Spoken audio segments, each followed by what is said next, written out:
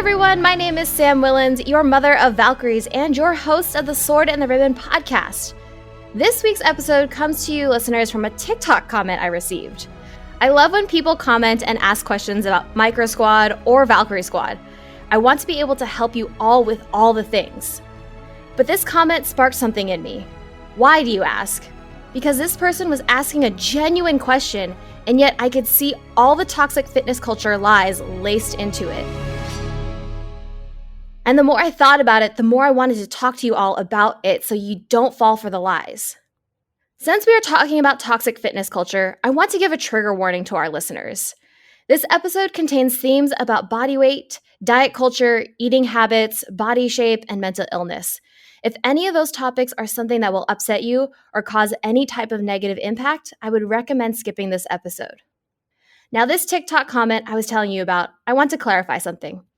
I am not mad about this person asking the question. I encourage you to ask questions about things you read and hear on social media. My heart actually breaks for this person.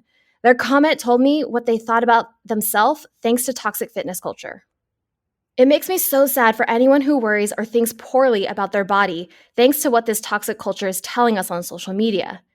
It makes me so fucking mad at those people and companies that are spewing lies over and over, giving people false information.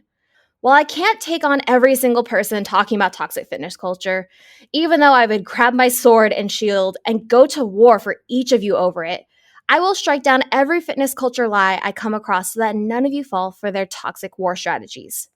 Now, dear sweet child, this is what I do. It's what I live for. Lie number 1 in my best Ursula villain voice is that working out will widen your waist and you might lose an hourglass figure. It's all about body language. Ha! So just a small little caveat here. I will try my best to not let my annoyance and anger come through, but I am passionate about correctly educating people. So if it comes through, know it's all pointed at the toxic culture. So anyway, your waist and your hourglass figure, let me state this loud and clear. Working out will not change your figure. I'll say it one more time for the people in the back. Let me state this loud and clearer. Working out will not change your figure. As humans, we are all born with the genetics for whatever shape we are going to be as adults. Nothing you do can change that. Social media has convinced society that we need to have specific body shapes to be quote-unquote beautiful or to fit the quote-unquote aesthetic. They bank off of assuming we are all poor, unfortunate souls in pain, in need. But that's just a lie. Your shape does not define who you are. You should be training for your specific body type, not an aesthetic body type you saw online.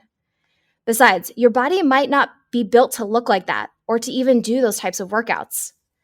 For example, bending over and touching your toes. For some people, this is super easy and comes naturally to them. For others, they may never be able to do it. When I am warmed up in yoga, I usually am able to bend over and touch my toes. But my husband, he has short hamstrings. Genetically, his body is different than mine, so no matter how much he tries, he still may not be able to touch his toes. And he's sad about it. This is just one example of how my body differs from my husband's, and who's to say how my body is different than yours? Another example from my own personal body is that I cannot round my back. So when I do cat pose in yoga, my back looks completely different from everyone else's. My vertebrae will not round. Those bones literally do not move. This has been one of my main goals in my personal Pilates sessions for years, and I have seen very little improvement because my bones don't move that way. But for so many people, rounding their back is an easy movement. Working out can change your body shape if you are purposefully training to look that way. But any total body fitness program like Valkyrie Squad will not make your waist wider just because you work out. Wahaha! Lie number 2 is that lifting weights will make you bigger or have big defined muscles. Well, no. Stick to the stuff you know. Yes, I went there with Troy Bolton and Sharpay. No, lifting weights will not make you look bigger. Different exercises will yield different results. Your exercise focus, your diet, and your hormones will all play a role in your muscle growth. Depending on what exercises you do, will give you different results.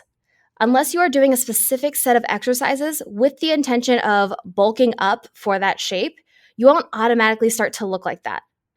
Strength training with weights has been proven to strengthen bones, improve cardiovascular health with mental health and self-esteem benefits, as well as improving overall body composition and muscle tone. And you can do this by picking up a 40-pound weight or even a 10-pound weight. You can be strong and still look like you. Saving the best part for last, my pet, is lie number 3, is working out will make you look less feminine. Okay, spoiler alert, working out does not change your gender identity. There are so many videos out there from our villain toxic fitness culture saying to look more masculine, you have to do this, or to look feminine, you have to do this workout. But who gives a fuck? There are so many body shapes, it's simply not true that one of them is more feminine or masculine over the other. We don't even have to define it that way. You can want a bigger butt no matter your identity. Because what you gonna do with all that junk inside that trunk? You get to decide what being masculine or feminine means to you, or if you want to even identify with either. If you want to work out to help your body better represent your identity, that's fine. But working out doesn't change who you are. No matter what lie you are believing, find a trusted person in the fitness world. When you come across something you might think is a toxic fitness culture lie, ask that person for clarity and what the truth might be around that topic. And this week's piece of cauldron-blessed wisdom is every single body is different. Bodies come in all shapes and sizes, but it can be hard for us to remember that when society wants us to compare and strive for a body that isn't our own. The time is now for us to be confident in our bodies. Love your freckles, how strong your legs are, the shape of your curves, your silhouette against the sidewalk. You are beautiful just as you are. Don't let the lies of toxic culture blind you from it any longer. And this week's action item is about perspective on your own body. Grab a yoga strap or a robe tie and make a circle with it on the ground in what you think is the size of your natural waist, the space right beneath your last rib. Now grab the yoga strap or robe tie, pinching the ends where they meet, holding one end in each hand.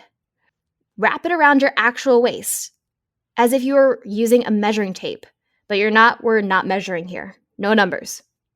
Notice the difference of the circle to your actual waist. Now pull the strap to fit your waist. Again, place your thumb and forefinger there to mark the spot. Unwrap the strap from your waist and then arrange it on the floor in front of you like before, but with your actual size that you marked on the strap with your fingers. Can you see the difference? How we perceive our own bodies is wildly different from the truth. And by the way, you can check out the video on our Instagram to see how to do this. This simple perspective action was so impactful for me. It showed me what I thought about myself versus what the truth about my body is. Whenever you are struggling with lies from toxic fitness culture, grab your ancient truth-telling dagger and prepare to fight back. And remember, be strong, kick ass, and be fucking magical every day. This episode was produced by Bex Castro, Mia Garlock, and Carolyn McMorrin. Special thank you to Taylor Ash for creating the music of this podcast. And thanks for listening to The Sword and the Ribbon by the Micro Squad. If you're interested in learning more about the Valkyrie Squad, visit us at thevalkyriesquad.com. If you're interested in learning more about the Micro Squad or Geek Gym for a class, visit us at themicrosquad.com. Make sure you're subscribed to the show wherever you get your podcasts from so you don't miss out. And if you like this week's episode, leave us a review on Apple Podcasts.